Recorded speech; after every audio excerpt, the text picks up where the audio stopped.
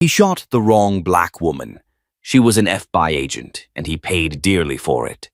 The shot rang out before anyone could process what was happening. The sharp crack of a gun echoed through the sleepy morning air of Edgefield, South Carolina, shattering the calm of the small-town strip mall. Samantha Price stumbled backward, her hand gripping her shoulder where blood now soaked through her gray hoodie. She didn't scream. She didn't cry. She just looked forward, right into the eyes of the man who'd pulled the trigger. Officer Wade Mercer's face went pale.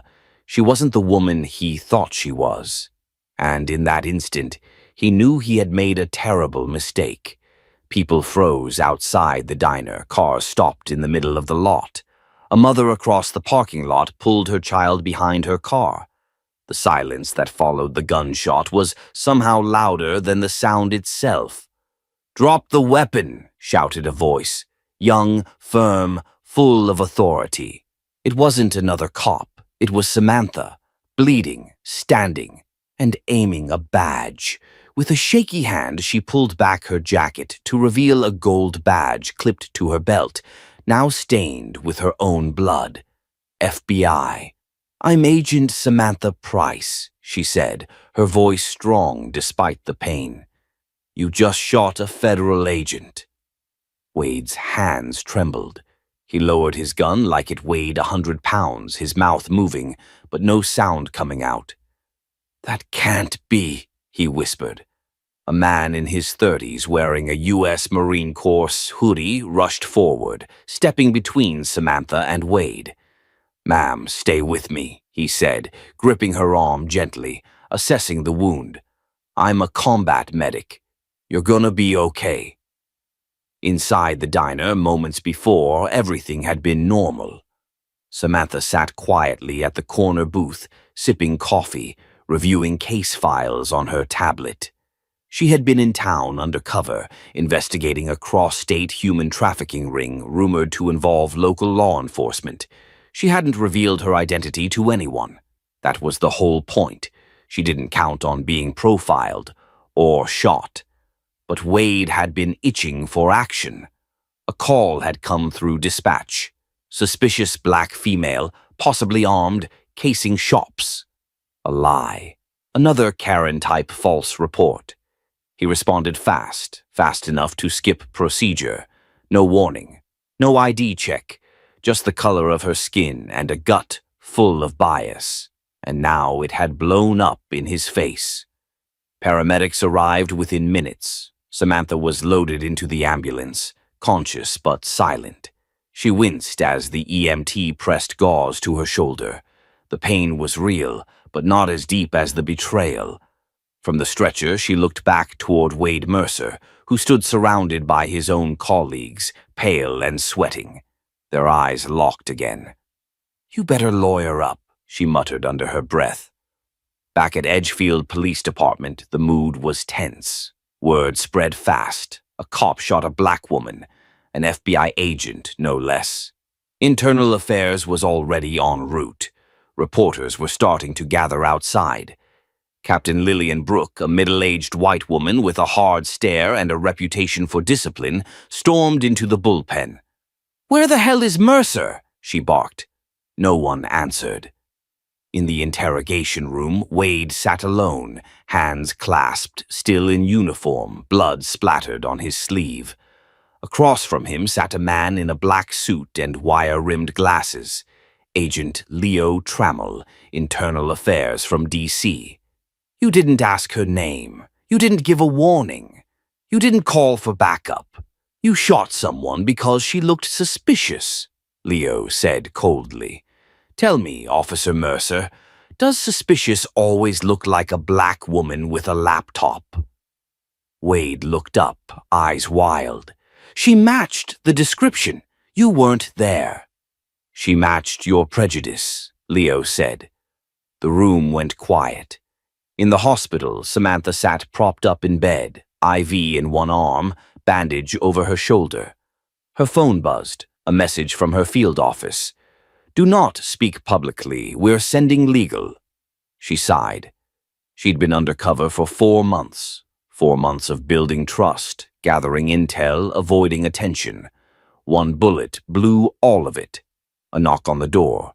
A young black nurse peeked in. "Agent Price, you have visitors." 4 men in Marine uniforms walked in, the same medic from earlier at the front.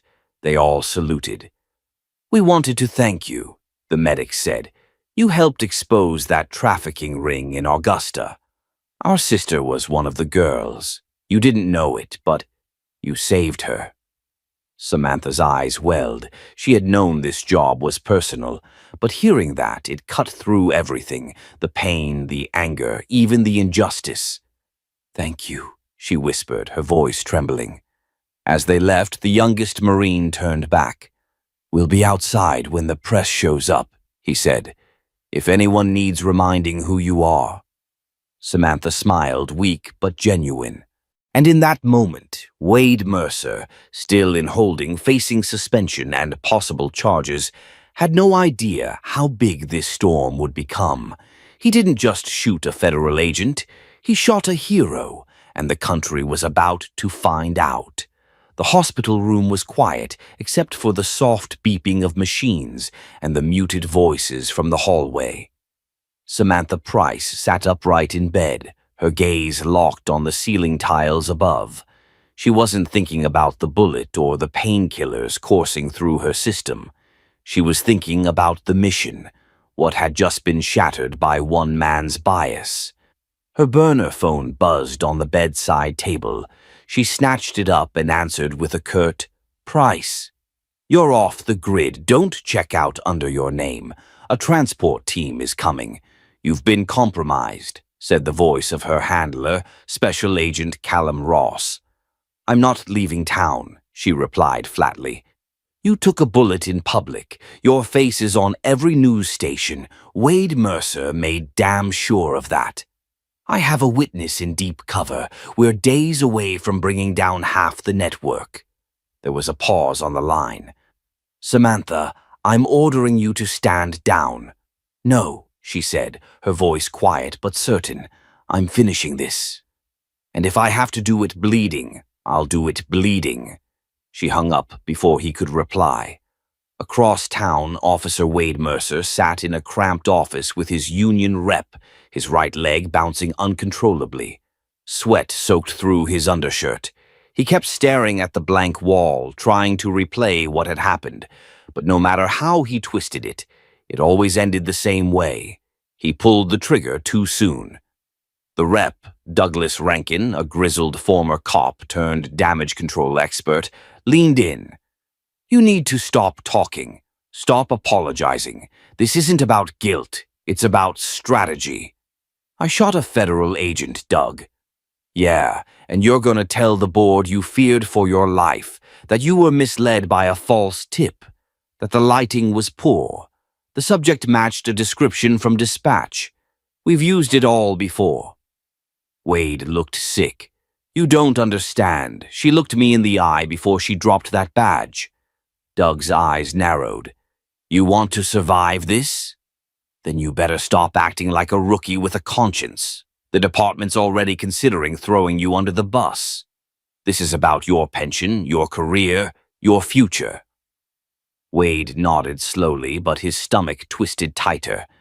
Meanwhile, back at Edgefield Memorial, Samantha changed into plain clothes. Black jeans, a dark hoodie to cover the bandage, sunglasses to hide her identity. Her partner from Quantico, Marcus LeBlanc, had slipped in through a back entrance with a flash drive and coffee. "You look like hell," Marcus said, placing the cup on the table. "You should see the other guy," she smirked. He handed her the drive.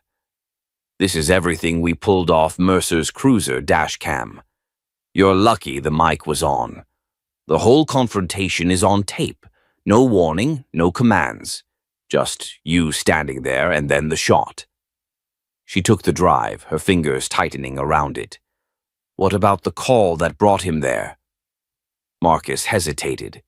"We traced it. Came from a payphone. No CCTV. But get this. There was a second call 20 minutes earlier from the same number. reporting a drug deal in the diner parking lot. The caller used the name Crystal Wallace. Samantha froze. Crystal Wallace is the name of the girl we've been trying to find, the witness.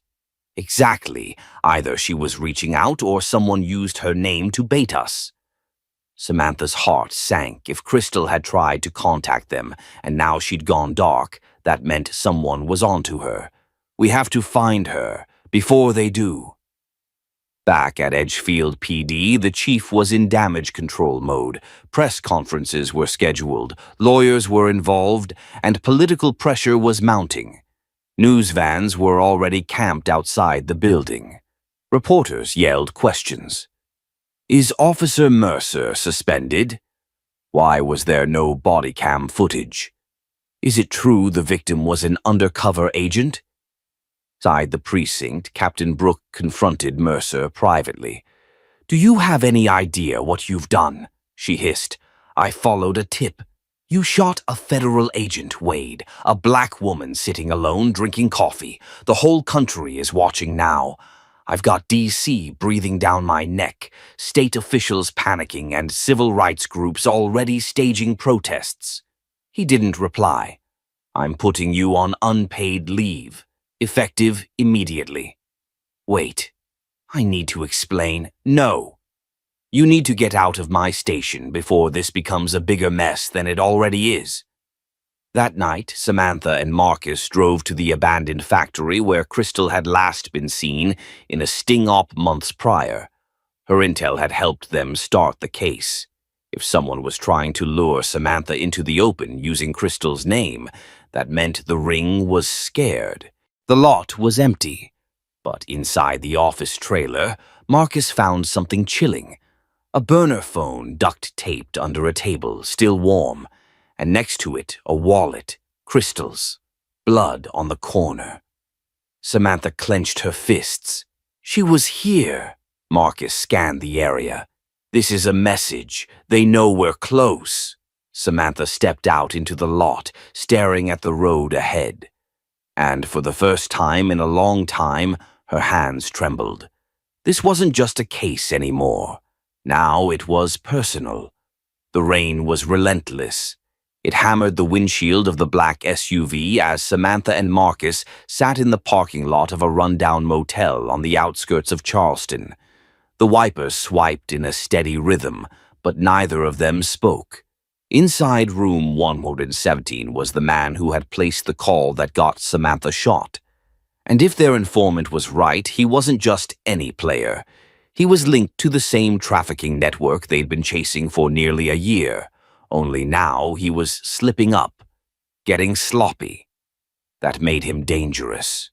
You good? Marcus asked, glancing at her from the driver's seat. Samantha nodded, but her jaw was tight. The pain meds had worn off, and the wound in her shoulder throbbed like a second heartbeat. Still, she couldn't afford to wait.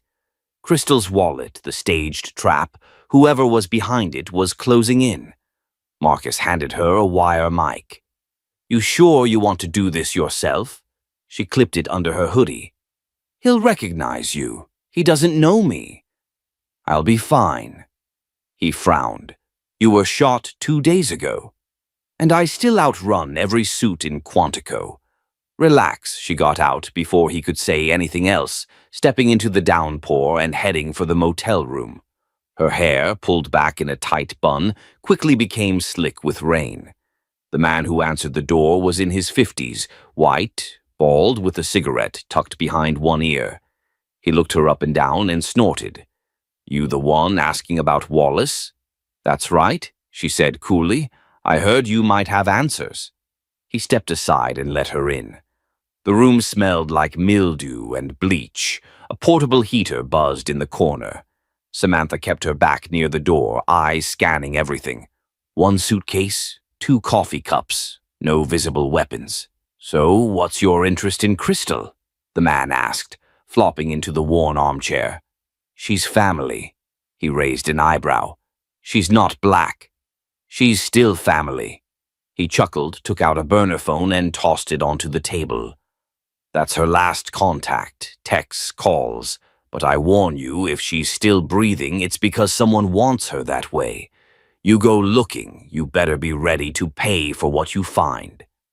Samantha stared at the phone, then back at him. "Why give it to me?" "Because someone else already paid me to set you up." Silence. The man smiled. "Yeah, I made the call that night.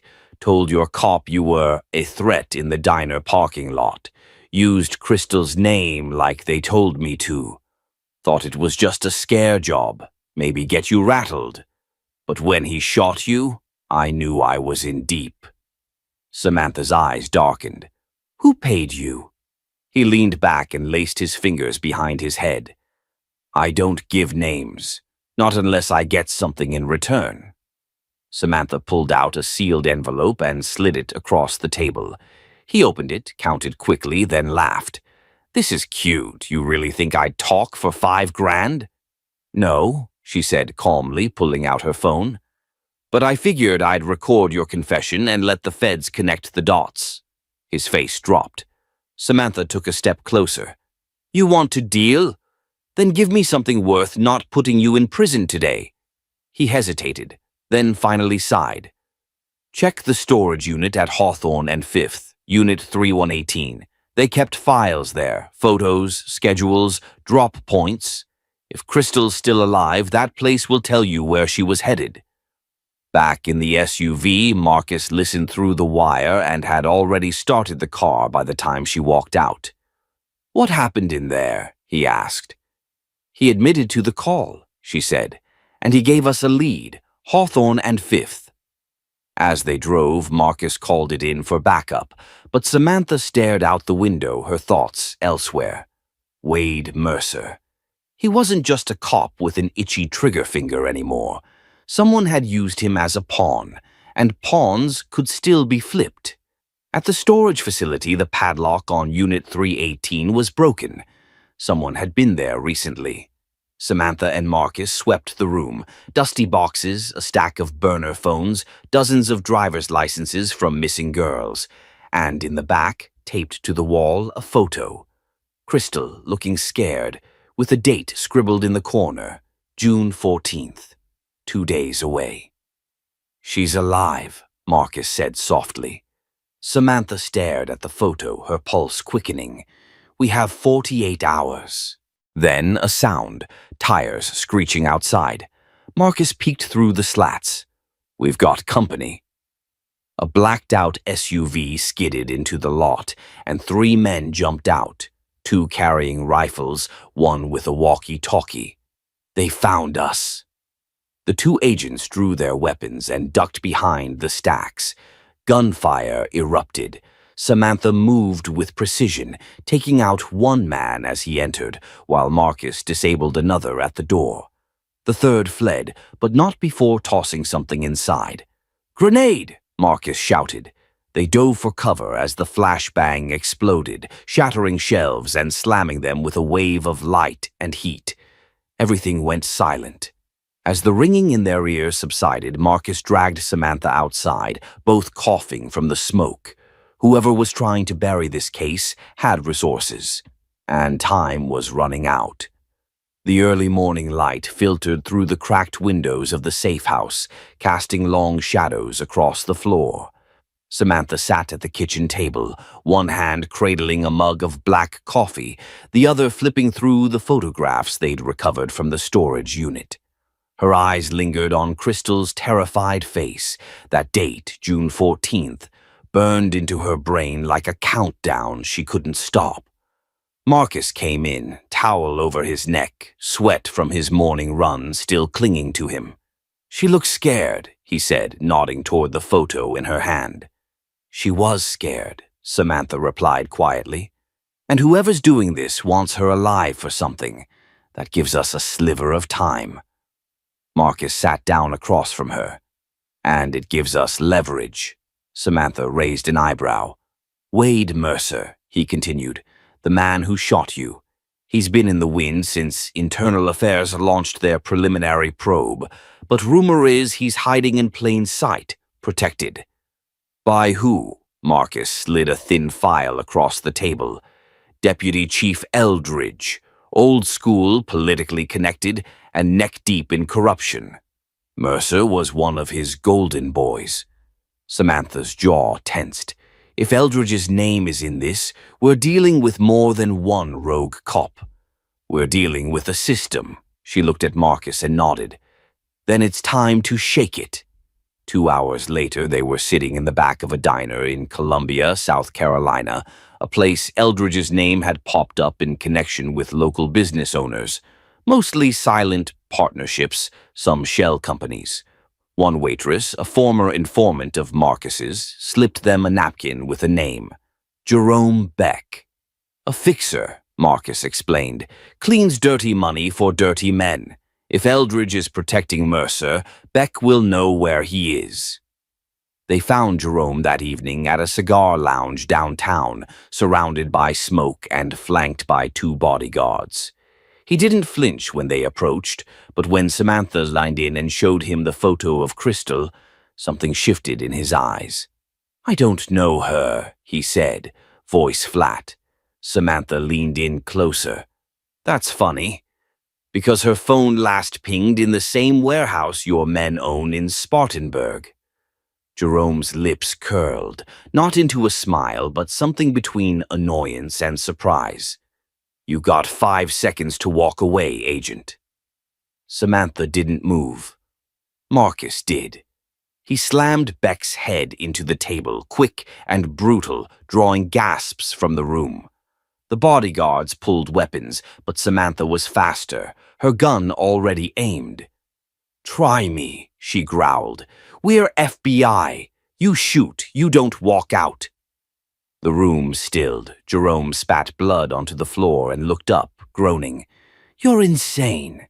"No," Samantha said coldly. "I'm just out of patience." Beck stared at her, then finally spoke. "Warehouse isn't just a holding place. They're prepping a transfer.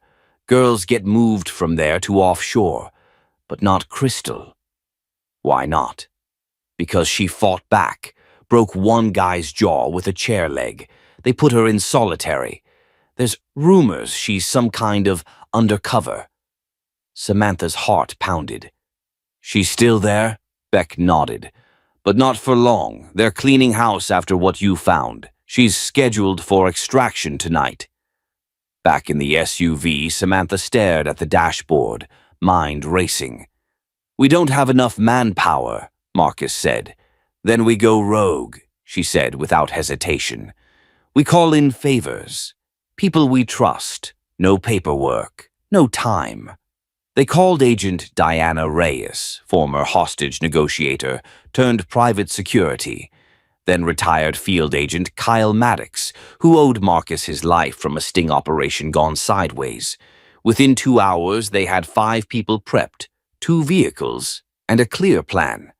Breach the Spartanburg facility, find Crystal, and extract. That night, under the cover of darkness, they arrived. The warehouse sat alone in a stretch of industrial no man's land, wrapped in fencing and cameras. Reyes cut the power.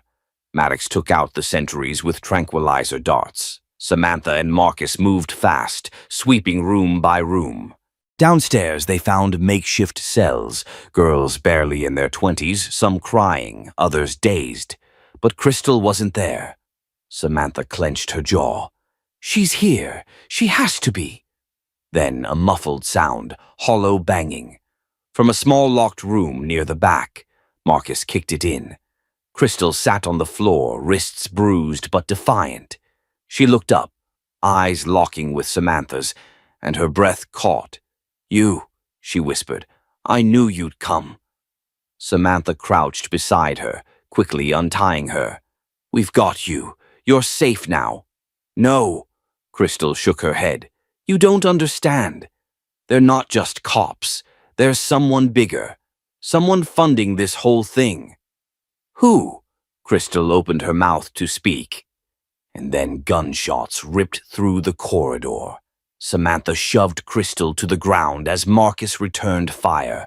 The exit plan was collapsing fast. "Back door!" Reyes shouted through comms. They sprinted. Marcus covered them, barely dodging a shot that clipped the wall beside his head. Samantha dragged Crystal into the van and slammed the door shut. They drove off into the night, bullets chasing them down the highway. Crystal curled into herself in the back seat, breathing hard. "They won't stop," she whispered. "They'll keep coming." Samantha met her eyes in the rearview mirror. "Then let them. This time we're ready." The motel room smelled of bleach and desperation. Samantha paced the floor, her boots hitting the worn carpet with each step, while Marcus stood near the door, gun holstered but still within reach. Crystal sat curled on the edge of the bed, wearing a borrowed hoodie and sweatpants, sipping from a paper cup of water with both hands shaking. "I told you," Crystal said, her voice cracking. "They're not just some rogue cops. They're someone bigger, someone pulling strings." "Who?" Samantha pressed. "We need names, Crystal. Anything that helps." Crystal looked up, eyes wide with fear and fury. "I heard them talk about a man named Quentin Ryland. He runs a private security firm, Ryland Strategic. But that's a front. He handles acquisitions, women, weapons, secrets. He's untouchable. They called him the Broker." Samantha froze. She knew the name. Ryland had surfaced in a dozen investigations over the years, whispers and fragments, but never anything they could make stick. He had powerful friends in Washington, offshore accounts, and the ability to disappear when things got too hot. Marcus crossed his arms. If he's involved, this isn't just about corruption.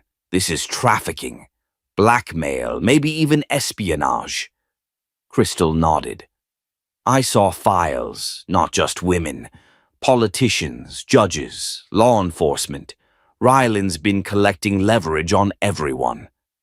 Samantha stepped back, the weight of it all sinking in. "And Mercer?" "He works for Ryland. He's not rogue, he's on assignment." Silence fell over the room. Marcus ran a hand over his beard. "Then we're not just dealing with a dirty cop. We're dealing with a war machine." They knew going through official channels was suicide. Someone would leak. Someone would bury the case. So Samantha took a breath, pulled out her encrypted phone, and made the most dangerous call of her career. It rang once. Then a voice answered. "You sure you want to open this door again, Caldwell?" "Jackson, I don't have time. I'm sending you files. I need your help, and I need you to bring her in." "You're talking about the director?" "Yes. Off record, no bureau. Just you, me, and whoever's left that we can trust." There was a long pause. "All right," Jackson replied. "Meet me in Atlanta.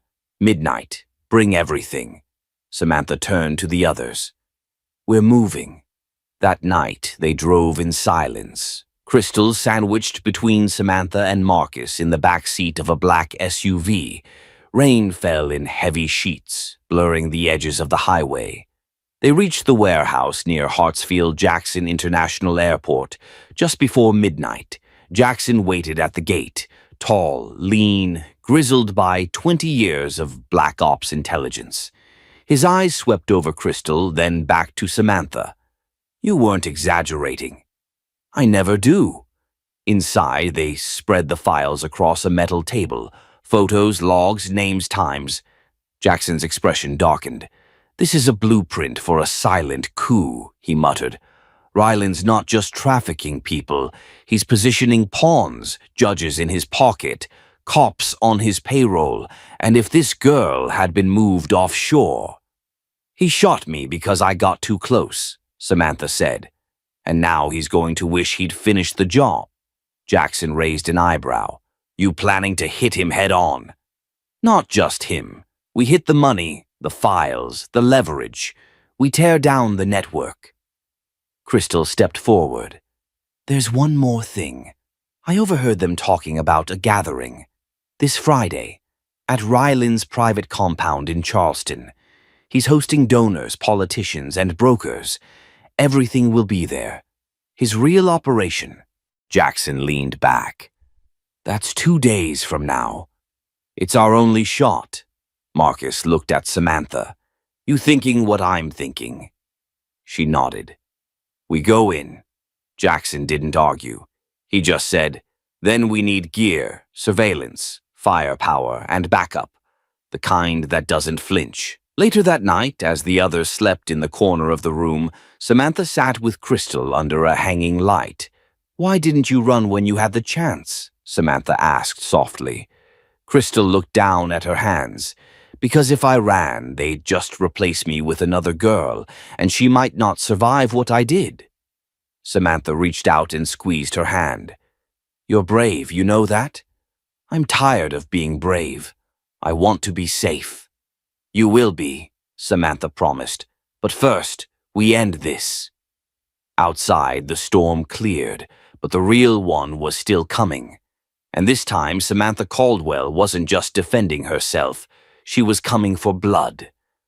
The gates of Ryland's Charleston compound rose out of the mist like a fortress, flanked by motion-sensitive cameras and patrolling guards in sleek black uniforms. Samantha stood just beyond the tree line, crouched low behind brush, a fiber-optic camera in her hand. Her voice was low but sharp through the comms. We've got a quarter-mile between us and the inner perimeter. 2 towers, 1 guard dog patrol, sensors on the east fence. Entry window is tight. Marcus responded from across the line. You sure about the route? Samantha glanced over at Crystal, who was gripping a folded blueprint. Her hands trembled slightly, but her voice held. There's a drainage tunnel behind the generator. Zing. Leads under the kitchen service entrance. They don't patrol it. That's how they moved the girls. Marcus's voice turned grim. Copy that. Let's move. They split into 2 teams. Samantha led Crystal and Jackson through the tunnel while Marcus looped to the west gate with backup gear. The air inside the tunnel was damp and rank, filled with echoes of dripping water and distant hums from the generators above. Keep moving, Samantha whispered. Stay low. They emerged under the kitchen alcove, hidden in shadows. Samantha reached up, unscrewed the vent grating, and slowly crawled through. Inside, chefs bustled with trays of food, and servers flitted in and out, unaware of the storm brewing beneath their feet. Once inside, the group ditched their tactical gear and blended into the crowd. Samantha in a waiter's black suit, Crystal disguised as catering staff, and Jackson slipping into security black with a forged badge. The event was grand. Crystal chandeliers, high ceilings, soft jazz, and men in expensive suits laughing over glasses of bourbon. And there he was, Quentin Ryland, standing near the center of the room, tall, graying, with a smile like a viper's. He shook hands with a senator, whispered something to a CEO, and never once noticed the predator closing in on him. Samantha pressed her earpiece. We've got eyes on Ryland. Marcus's voice came back immediately. Files are in the East Wing, 3rd floor office. You've got maybe 20 minutes before they realize the cameras are looped. Copy, on the move. Samantha signaled Crystal and Jackson to break off. As she made her way upstairs, her gaze swept over the room, catching Mercer across the floor, chatting with the judge. He was still walking free, still smug, still untouchable, but not for long. Upstairs, the hallways were quieter. Samantha picked the lock on Ryland's office, slipped inside, and closed the door behind her. The room was opulent. Mahogany walls, vintage leather furniture, and a wall safe behind a painting of George Washington. She headed for the desk and pulled out the flash drive Jackson had given her. But just as she reached the computer, the door opened behind her. Mercer, gun drawn. Well, well, he said, stepping in slowly.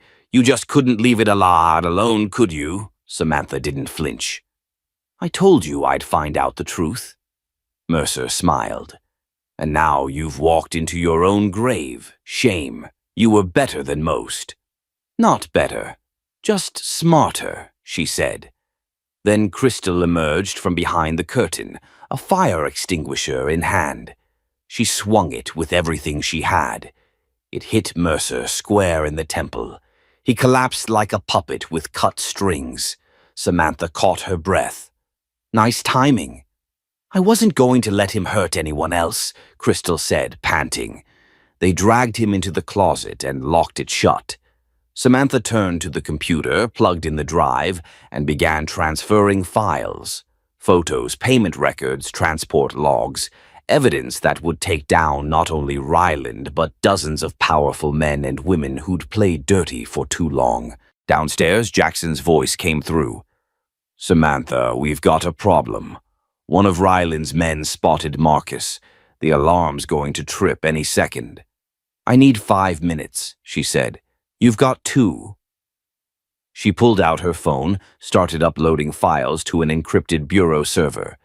The upload was at 38% when gunshots rang out from below. Screams followed. Crystal's eyes went wide. They're coming! Samantha turned, handed her the Drishammarai. Get out. Give this to Jackson. I'll hold them off.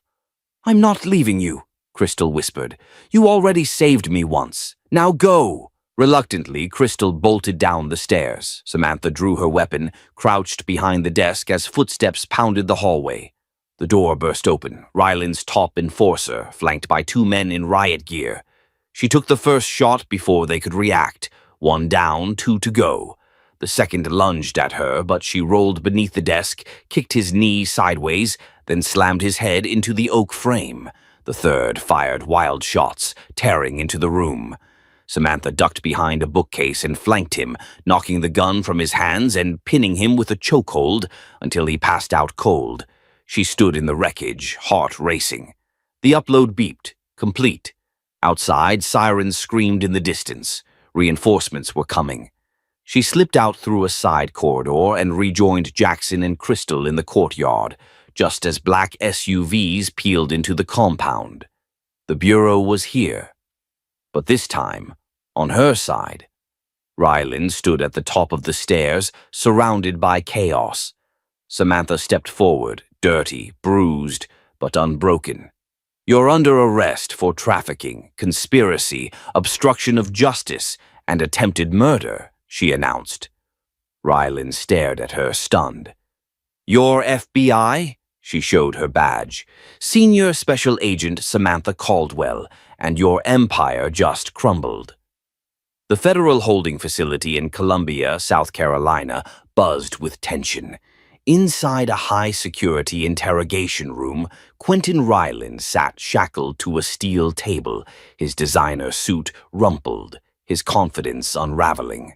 Across from him sat Samantha Caldwell, now in full FBI dress blues. Her badge lay flat on the table, unmistakable. She wasn't just an agent, she was senior, respected, feared. Ryland smirked, though sweat had begun to bead along his temple. You really think this circus of yours will stick? He asked, voice dry. Samantha leaned in, calm but firm. Your friends aren't answering your calls anymore, Quentin. You're not the rainmaker anymore. You're the storm that just got caged. He chuckled, but it rang hollow. People like me don't stay in here long. Samantha opened a folder and laid out photo after photo. Images of the victims, financial records, text messages, surveillance stills from his compound. At the end of the row was a flash drive. This drive contains every dirty contract you ever signed, every payoff, every fake invoice used to funnel underage girls through your system, she said. We've got witnesses. Crystal gave a full statement. 2 of your guards flipped. Mercer's already crying to a DA. His face twitched at that last name. Mercer's a coward. Samantha's voice dropped. And you're a monster. But monsters don't scare me anymore. Outside the room, Crystal waited in a break area, sipping from a paper cup, hands trembling. Jackson stood beside her, trying to steady her breathing. You did great, he said. You saved lives. I just wanted to be free, Crystal whispered. That place. They made me feel like I was nothing. You are not nothing. You are the reason that man is in cuffs. As Ryland sat in silence inside the room, the door opened and another agent entered. Judge signed the order, the agent said to Samantha. No bail. Trial date's been expedited. Federal charges, life without parole is on the table. Ryland's smirk vanished. His lips parted like he wanted to speak, but no words came. I told you there would be consequences, Samantha said. You just never believed you'd have to face them. She left the room, walking straight to Crystal. It's over, Samantha said gently. Crystal looked up at her, eyes glassy. You sure? For him, yes. For you, it's just beginning. We'll get you help, counseling, witness protection if needed. But this time you're not alone. Crystal hugged her, shaking. That night, the news broke across every major network. South Carolina power broker indicted on human trafficking charges. Ryland's face, once a symbol of philanthropy and power, now plastered the screen beside words like predator and federal indictment. But while the headlines buzzed, the real war moved deeper. Samantha sat in her apartment later that evening, reading through old files. For every Ryland taken down, there were 10 more hiding in shadow. Marcus called. Nice work, Caldwell, he said. You're a hero. Heroes don't get tired like this, she replied with a faint laugh. You're not tired. You're just getting started. She paused. You're right. Her phone buzzed. An encrypted message from Bureau Intel, a new name, a new network, another case. But before she dove back in, she turned toward the window, staring out into the city. Ryland thought he shot a scared black woman in a parking lot. What he did was wake the wrong one. And now the entire system that protected him was beginning to crack. The courtroom was packed. Camera crews lined the back wall, reporters scribbled notes with frantic energy, and every seat in the gallery was filled. The buzz in the room wasn't just about the trial, it was about who was on trial and who had brought him there. Samantha Caldwell stepped onto the witness stand, dressed not in her tactical field gear, but in a sharply cut charcoal gray suit. Her hair was pulled back tight, her voice calm, her eyes steady. Across the aisle, Quentin Ryland sat with his new legal team, no longer the A-list attorneys he once boasted, but a scrappy defense scrambling to build a case from the shreds of his former power. His once smug expression had withered into something more anxious, more bitter. The prosecution began its questioning.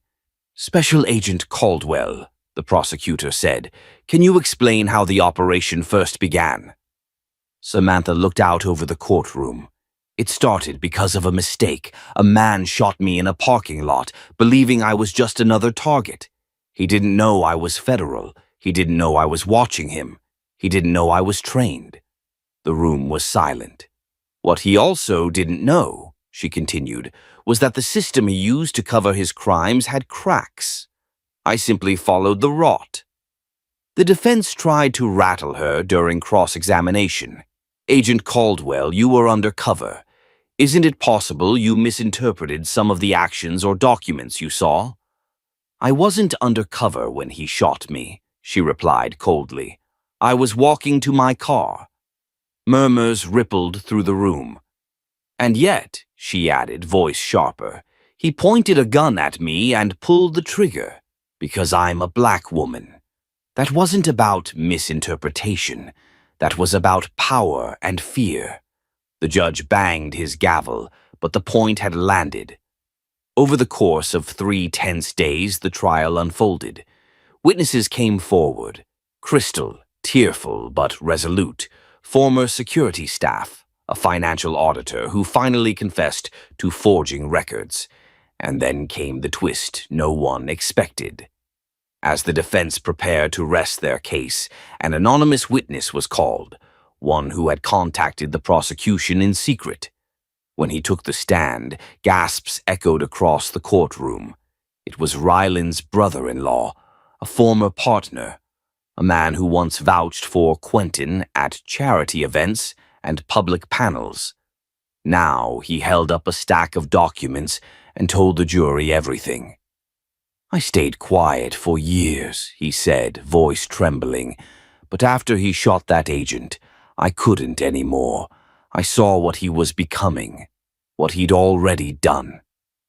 Ryland's face collapsed in on itself.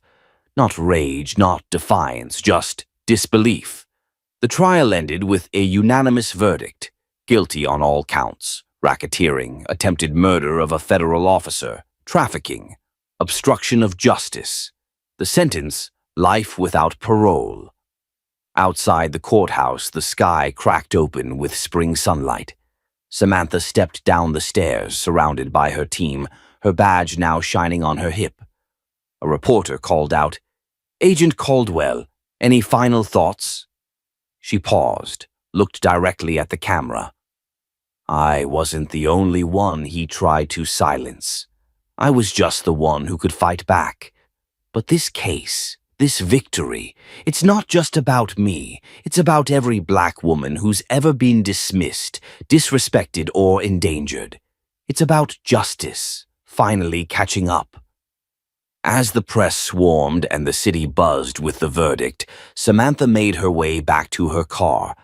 The same car she had been walking toward when Ryland tried to end her life. Now, with each step, she walked towards something else entirely. Justice, change, accountability.